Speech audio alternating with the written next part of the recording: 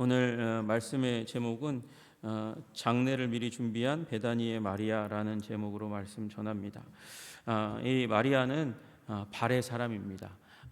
이 베다니의 마리아, 다시 얘기해서 나사로와 마르다의 자매, 형제요 자매인 이 마리아는요, 세 번의 사건, 중요한 사건 가운데 등장합니다.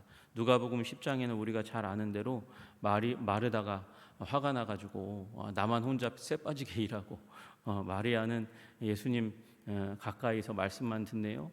그 상황에 대한 이제 불만을 얘기할 때 그때 등장합니다. 그때에 발이 등장해요.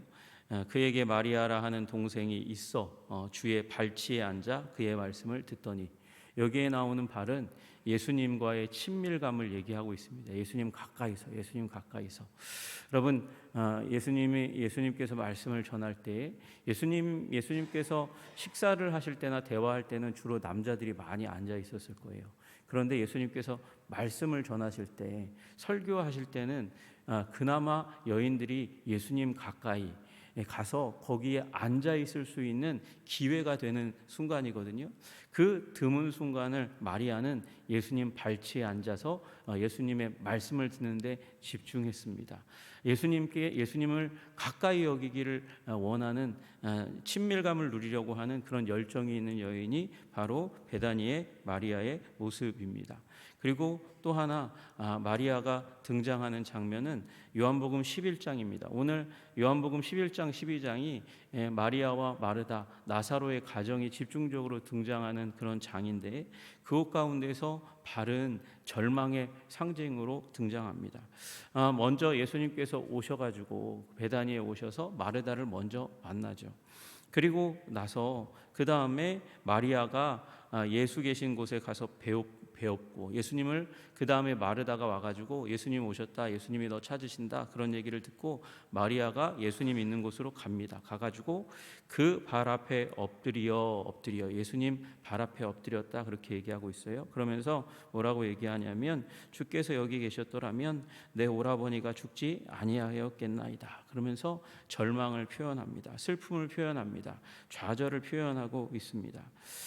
이 말에는 예수님에 대한, 예수님의 능력에 대한 믿음이 표현되어 있죠. 예수님이 여기 계셨더라면 내 오라버니가 죽지 않았을 텐데, 예수님이 계셨더라면, 예수님이 능력을 베푸셔서 그래서 우리 죽어가는 우리 오라비를 살려주셨을 텐데 하고 하는 예수님의 능력에 대한 믿음을 가지고 있습니다. 그러나 또한 타이밍이 안 맞았잖아요. 타이밍이 안 맞은 것에 대한 실망과 그리고 좌절이 담겨져 있을 뿐만 아니라 죽음, 인간 존재의 끝을 상징하는 죽음 앞에서 정말 슬픔을 어찌할 수 없는, 그런 좌절할 수밖에 없는 우리 인간의 현주소를 보여줍니다.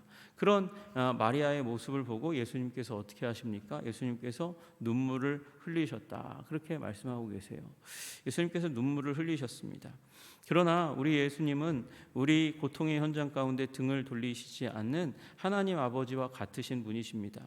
그래서 거리를 두지 않고 우리 삶에 들어와서, 우리 속에 들어와서 우리 삶 가운데서 우리 죽음의 문제, 좌절의 문제, 절망의 문제를 해결하시기 원하시는 주님께서, 그래서 이 나사로를 살려주시는 일이 일어나게 되었습니다.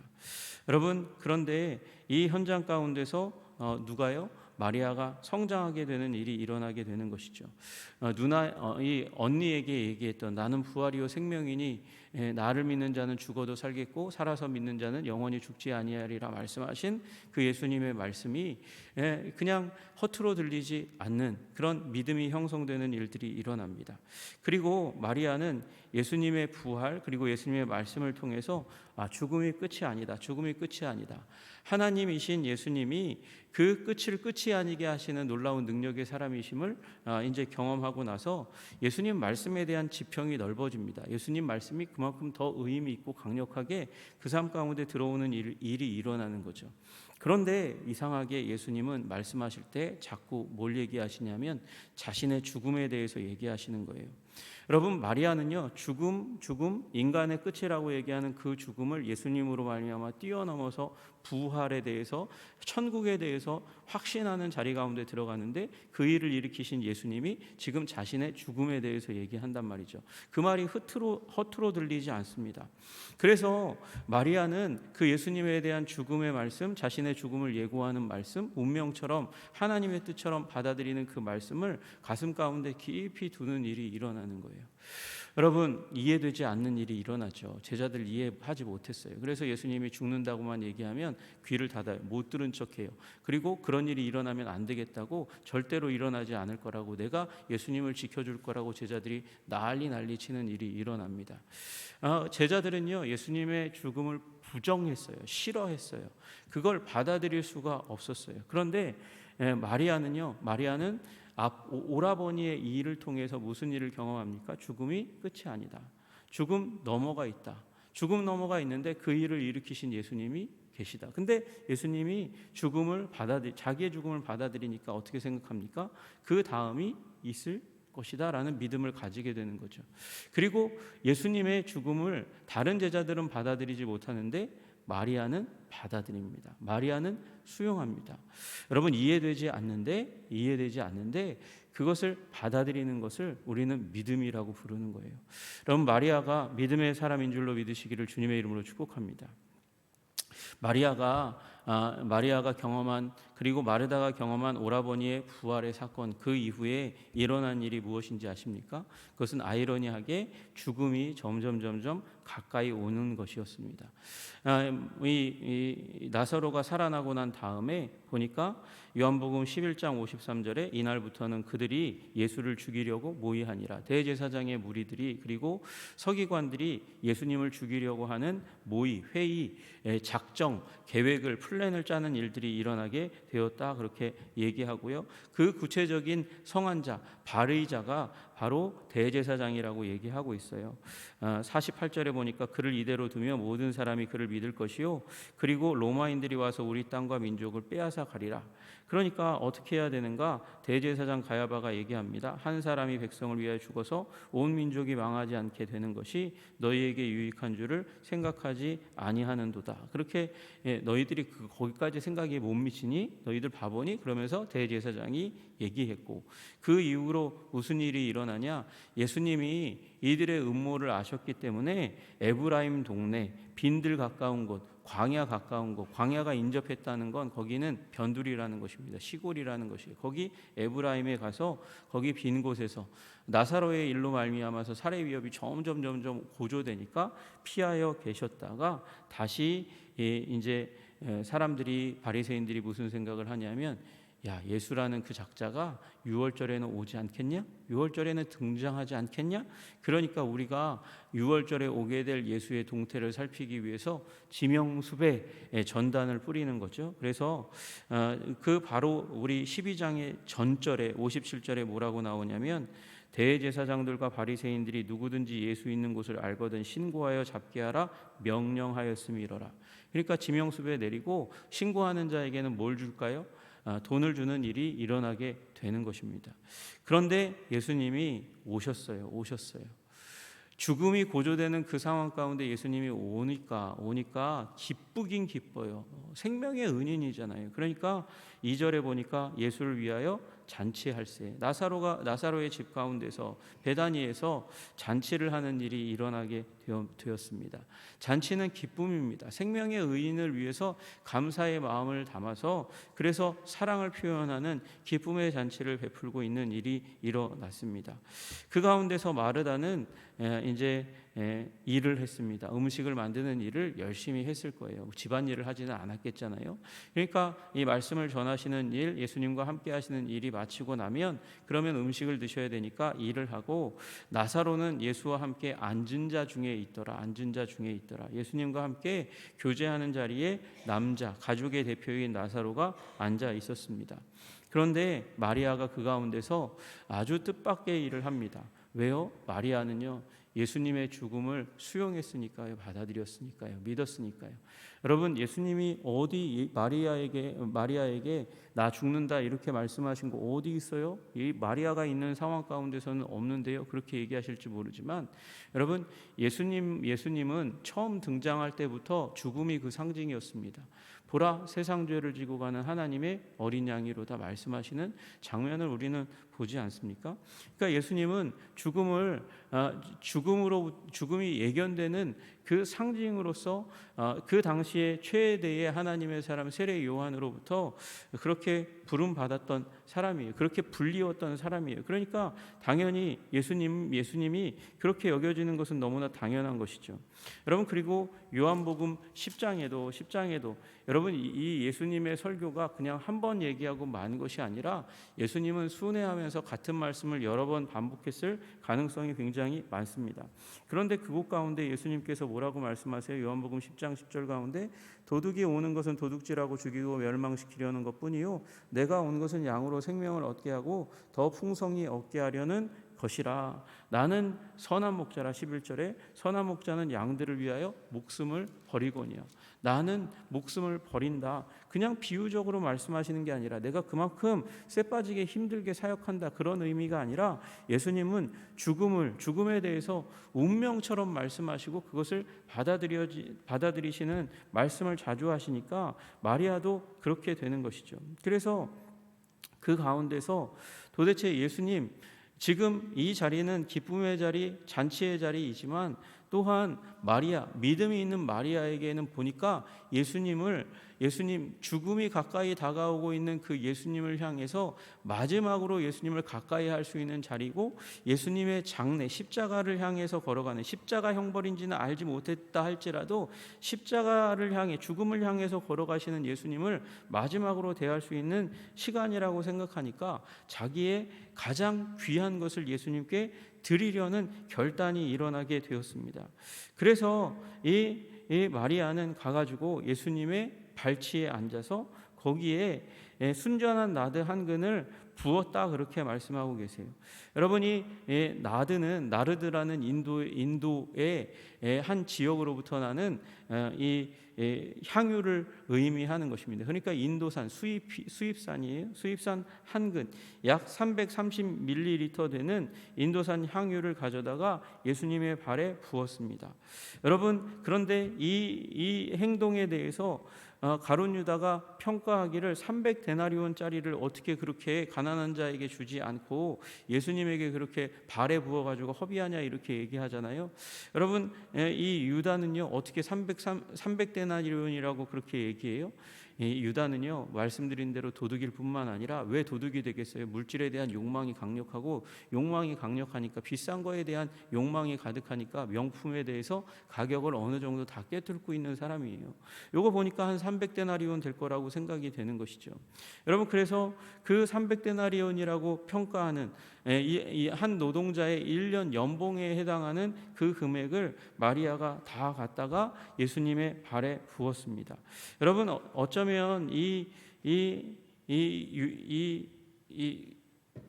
나드는요, 순전한 나드는요, 이 마리아의 전부일지 모르겠어요. 전부. 왜 그러냐? 여기가 깡촌이거든요. 베다니는 가난한 동네예요. 예루살렘에 살지 못하는 사람들이 베다니에 사는 거죠. 베다니는요, 특별히 원래 동네에 들이지 말아야 될 사람이 사는 동네예요. 그만큼 이 불가촉, 만지면 안 되는 누가, 이 뒤에 보시면 또 다른 예수님의 머리에 향유를 붓는 여인이 나오잖아요. 그 장소는 문둥이 시몬의 집이거든요. 문둥병자가 어떻게 한 동네에 삽니까? 동네 밖으로 쫓아내야죠. 그런데 같이 살 만큼 외지고 허름하고 그리고 불쌍한 동네가 베다니예요. 그러니까 마리아는 비록 예수님을 만났고 복된 삶을 살았다 할지라도 경제적으로는 결코 부자일 수 없어요. 그런데 1년 연봉에 해당하는 순전한 나드 한 근을 자기가 가지고 있었어요. 이게 아마 그녀의 재산의 전부, 개인적인 재산의 전부였을 수 있고, 어쩌면 시집가기 위해서 준비한, 시집가서 사용하기 위해서, 그 인근에서 사용하기 위해서 준비한 값비싼 예물일 거예요. 그리고 그 젊을 때에 인생의 황금기에 자신을 돋보이게 할 생명과 같은 같은 것이 바로 이 순전한 나드였을 것입니다. 그런데 그 나드를 예수님의 발에 다 부어 버렸어요. 그리고 거기에다가 어떻게 합니까? 머리털을 풀어가지고 머리를 풀어서 그것으로 예수님의 발을 닦습니다. 여러분, 이 머리를 푸는 것은 이 중동에서의 수치에 해당합니다. 너무도 수치스러워서 장례나 회개할 때 아니고서는 머리를 결코 푸는 일이 없습니다. 여러분, 그것이 이 머리를 푸는 순간 이 여인은 머리를 풀고 돌아다니는 순간 그 여인은 부정한 여인이 되는 거예요. 방탕한 여인이 되는 것이에요. 함부로 자신의 몸을 굴리는 여자처럼 여겨지는 일이 일어나게 되는 것이죠. 그러나 지금 자신의 생명과 같은 재산을 쏟아붓고 자신의 순결을 상징하는 머리털을 풀어 헤쳐서 예수님의 발을 닦으면서 예수님의 죽음을 슬퍼하면서도 예수님의 죽음을 받아들이는 일을 하고 있는 것입니다. 예수님의 죽음을 받아들였다. 여러분, 이 마리아는 다 이해할 수 없었을 거예요. 제자들은요 부정했어요. 제자들도 이해하지 못했어요. 여러분, 도마가 지금 11장에 나사로의 집에 오면서 뭐라고 얘기했는지 기억하십니까? 우리도 주와 함께 죽으러 가자. 예루살렘으로 가는 건 죽으러 가는 일이 분명하다 할 만큼 제자들도 알았지만, 말씀드린 대로 제자들은 다 예수님 길을 막고 십자가로 가는 길을 막는 듯이 그런 일이 일어나면 안 된다고 그렇게 부정하기에 바빴습니다. 제자들은 예수님이 마음을 바꿔서 죽음의 십자가의 길에 대항하기를 바랬어요. 그러나 마리아는 아니었어요. 마리아는 사명으로 여기시는 죽음을 향해서 걸어가시는 예수님을 죽음으로부터 구하려 하지 않았습니다. 왜요? 예수님이 그렇게 결정하신 데는 이유가 있으니까. 나의 주장을 예수님의 권위 위에 두려고 하지 않았어요. 여러분, 주님을 제자들만큼도 사랑하지 않은 것은 결코 아니지만 예수님이 죽음의 길을 주저없이 선택하시고 걸어가셨으니까 받아들이기로 한 거예요. 믿기로 하는 거예요. 그리고 거기에 끝이 아니라고 믿는 믿음을 더하는 거죠. 여러분, 다 이해할 수 없으나 죽음을 이기신 주님이 마치 다가오는 죽음을 피할 수 없이 부여된 운명처럼 받아들이기로 하신 것을 보면서 자기도 받아들이되 거기서 끝나지 않고 나는 예수님이 십자가의 길을 걸어갈 때 도대체 무슨 일을 할 수 있는 것인가, 그것을 고민했기 때문에 자신의 오라비는 평소 때처럼 예수님과 함께 더불어서 교제하고 자신의 누이 마르다도 평소 때처럼 잔치로 여기고 먹을 것을 준비하기 위해서 일을 하였지만 마리아는 다른 길을 선택하는 거죠. 다른 길을. 도대체 예수님이 십자가를 향해서 걸어가신다 할 때 나는 도대체 무엇을 할 수 있을 것인가? 여러분, 이것이 삶의 헌신의 통찰력을 가져오는 일이 일어나게 되는 줄로 믿으시기를 주님의 이름으로 축복합니다. 여러분, 위대한 기독교 역사 가운데, 그리고 한 교회의 역사 가운데도 마찬가지예요. 내가 예수님을 위해서 무엇을 더 할 수 있을 것인가? 십자가로 걸어가셨던 예수님, 그래서 우리에게 생명을 부여해 주신 예수님, 우리에게 부활의 생명을 허락하신 우리 예수님, 그 예수님께 도대체 나는 무엇을 더 드릴 수 있을 것인가 생각하고 궁리하는 그 가운데서 헌신의 통찰력, 그리고 충성의 통찰력이 생기게 되는 일이 일어나게 되는 줄로 믿으시기를 주님의 이름으로 축복합니다. 여러분, 마리아의 삶은 마치 예수님의 십자가를 상징하는 것 같아요. 십자가는 무엇입니까? 십자가는 가난입니다. 십자가는 가난입니다. 예수님에게서 모든 것을 빼앗고 박탈하는 것이 십자가입니다. 예수님의 모든 가진 것을 다 가져갈 뿐만 아니라 제자들도 떠나게 만들고 인간이요 하나님의 존엄도 박탈하게 만드는 것이 이 십자가 아니었습니까? 경멸당하고 조롱당하고 피조물의 왕 인간, 그 인간으로부터 하나님이 짓밟혔다? 이게 가능한 일이겠습니까? 자기 백성에게 거절당하고 죽기 위해 십자가를 향해서 걸어가실 수밖에 없는 그 비참함, 고통, 박탈을 다 당하셨습니다. 여러분, 그런데 예수님은 그것을 무엇을 위해서? 우리의 생명과 부요를 위해서 행하신 줄로 믿으시기를 주님의 이름으로 축복합니다. 여러분, 물론 이 이후에 예수님이 죽으시고 부활하신 이후에 이 마리아에 대한 이야기는 거의 나오지 않아요. 막달라 마리아와 또 다른 마리아가 있다. 그 마리아가 아마도 이 베다니의 마리아일 가능성은 참 많지만, 그러나 그 이후의 삶이 어떠한 증언의 어떠한 삶을 살았는지 마리아가 그것에 대한 기록은 나오지 않습니다. 그러나 지금 오늘 이 상황에서처럼 박탈당하고 죽임당하는 십자가의 길을, 지극한 가난의 길을 걸어가시는 예수님을 부유하기 위해서 자신도 가난을, 박탈을 스스로 선택한 이 여인이 어찌 십자가와 부활의 증인이 되지 않을 수 있겠습니까? 여러분, 아마도 베다니의 가장 강력한 헌신의 상징은 이 베다니의 마리아였을 것입니다. 여러분들도 십자가를 받아들이시기를 주님의 이름으로 축복합니다. 십자가를 받아들이되 그냥 머리로만 아니고 이 베다니의 마리아처럼 삶을 통해서 받아들이는 여러분과 제가 되기를 주님의 이름으로 축복합니다. 박탈당하시는 예수님을 바라보면서 자신의 것도 박탈할 수 있는 용기를 가지는, 헌신의 마음을 가지는, 충성의 마음을 가지는 저와 여러분이 되시기를 주님의 이름으로 축복합니다. 이 여인은 기록되었습니다. 역사 가운데 기록되는 여인이 되었습니다. 여러분, 우리 예수님께서 말씀하셨습니다. 그를 가만두어 나의 장래할 날을 위하여 그것을 간직하게 하라. 이 일을 간직하게 하고 이 위대한 사건을 간직하게 하고 그 이름 베다니의 마리아를 간직하도록 하시는 예수님의 이 말씀이 있게 된 것을 우리는 기억하게 됩니다. 여러분, 우리 주님 앞에 이 충성의 여인처럼 충성의 사람으로 서 있으시기를 주님의 이름으로 축복합니다. 십자가와 부활뿐만 아니라 우리 인생의 여러 가지 일에 도대체 이해하지 못하는 일이 있다 할지라도 십자가와 같이 수치를 당하고 좌절을 당하고 고난을 당하는 일이 있다 할지라도 주님께서 그것 가운데 뜻을 두고 계시고 그것 가운데 사랑의 마음, 헌신의 마음을 불태움으로 말미암아 주님께 기억되시는 저와 여러분 다 되시기를 주님의 이름으로 축복합니다. 기도하겠습니다. 하나님 아버지, 우리 지난 3시간에 걸쳐서 보았던 십자가의 실패자 유다와는 달리, 그러나 베다니의 마리아는 예수님의 말씀을 듣고 예수님의 오라비 소생 사건을 경험하면서 믿음을 굳건하게 세우고 십자가적인 희생과 헌신을 십자가 사건 전에 보여주는 아름다운 신앙인이 되었습니다.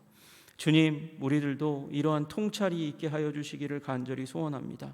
주님, 다 일이 끝나고 나서 하나님이 이런 일을 행하셨구나 라고 감사할 수 있는 믿음도 너무도 귀하고 아름다운 믿음이지만, 그러나 우리의 인생 가운데 십자가와 같은 좌절과 눈물과 고통과 아픔의 순간이 다가올 때 미리 하나님께서 위대한 일을 일으키시기를 원하시는구나 깨달아 알고 오히려 그때부터 더 지극한 사랑과 헌신을 드릴 수 있는 베다니의 마리아와 같은 우리들 다 되게 하여 주시옵소서. 십자가와 부활의 증인의 삶을 충성스럽게 살아가게 하시기를 간절히 소원하며 예수님 이름 받들어 기도드리옵나이다. 아멘.